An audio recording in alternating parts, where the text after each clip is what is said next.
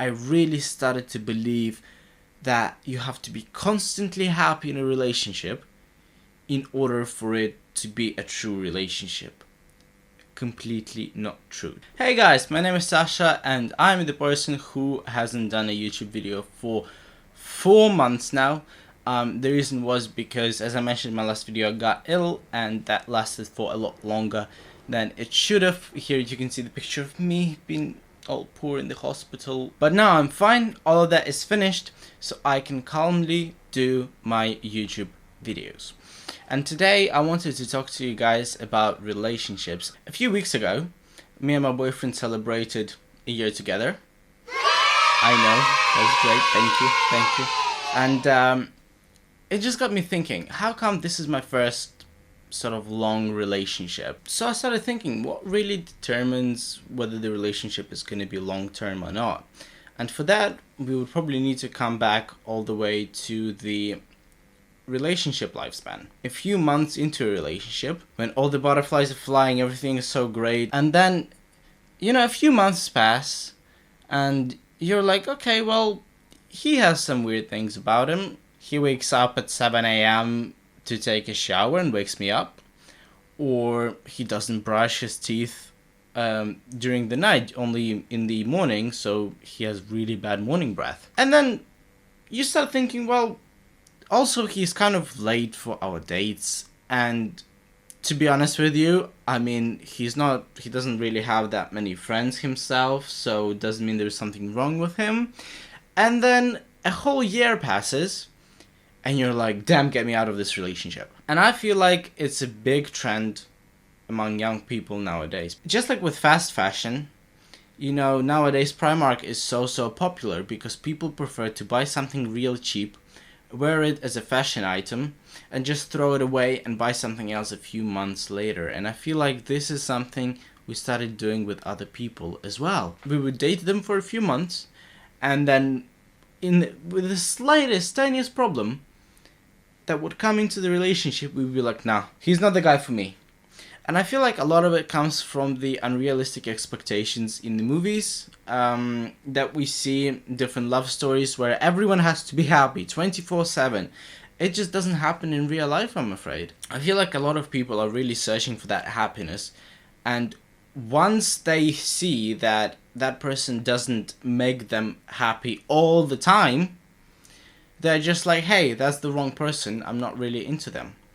The truth is, instead of looking for happiness, and I really want you to listen out for this because it is really important, instead of looking out for happiness, you should try and look out for fulfillment. Let me explain the difference.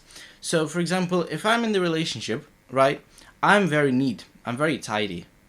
My boyfriend is very messy. It is the real situation. He really is a mess. He doesn't wash dishes after himself. He doesn't do bed after himself.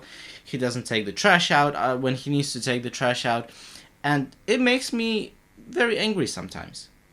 Am I happy? No, I'm very unhappy during that time. But am I fulfilled? Well, he loves me unconditionally, and he has showed it multiple times. He is very loyal to me, again, has showed it multiple times. I feel very comfortable around him as well as a person. We are relatively compatible. He's very interesting. We always have things to talk about. So, am I unhappy in that particular moment? Yes. But am I unfulfilled? Well, no. Because I'm still very much loved. I'm still very much accepted. And I feel very comfortable in a relationship with that guy, which is the ultimate goal of the relationship. The ultimate goal of a relationship is not to make you 100% happy. The ultimate goal of a relationship is make you generally happy while giving you fulfillment.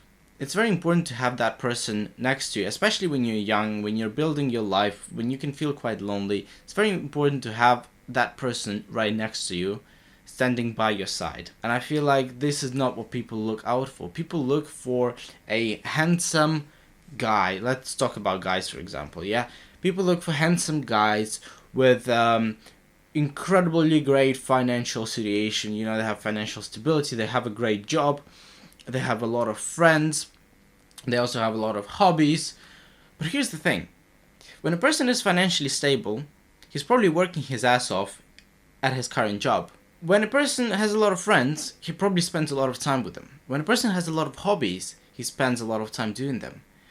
When in all of that is that person going to hang out with you and build a relationship with you? Usually those people don't tend to have a lot of time for a relationship, for a truly meaningful connection. The thing I want you to take away from this video is you have to understand that you can't just run away by the little problem. The only reasons realistically for you to break up with someone is if you just don't like them, generally you're not attracted to them, they are very ignorant of you, so you address your issues, you talk about the things that bother you, and they don't do anything about it at all, never, or when they're being physically or verbally abusive towards you.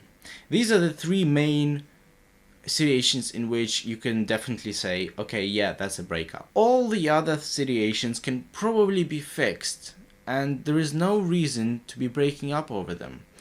The reason you shouldn't is because you will end up going into another relationship and the whole cycle will start again and again and again and again, and then you will end up feeling like there is something wrong with you, and that is something that happened to me. I would end up breaking up with guys, and then I would think that there is something wrong with me because I couldn't find an actual person to date for a substantial amount of time. I really started to believe that you have to be constantly happy in a relationship in order for it to be a true relationship. Completely not true. Just like with best friends, you have arguments and sometimes you really hate them to the point where you just want to strangle them. Happened with me as well. Just saying.